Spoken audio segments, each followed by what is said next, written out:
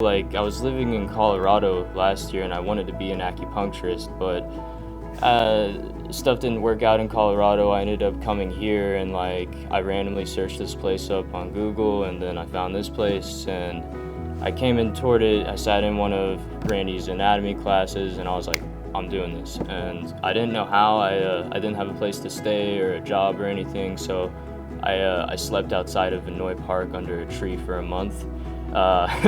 One of the nights, this is actually a funny story. So like I was in my little I had a sleeping bag and like it was really cold because it was like still in January. It was like 50 degrees. So I like put it over my head and there was like this gust of wind or something, and like I kept feeling like this water, like it was raining. I was like, man, it is really storming out. And I pulled down the cover and it was just a sprinkler just hitting me.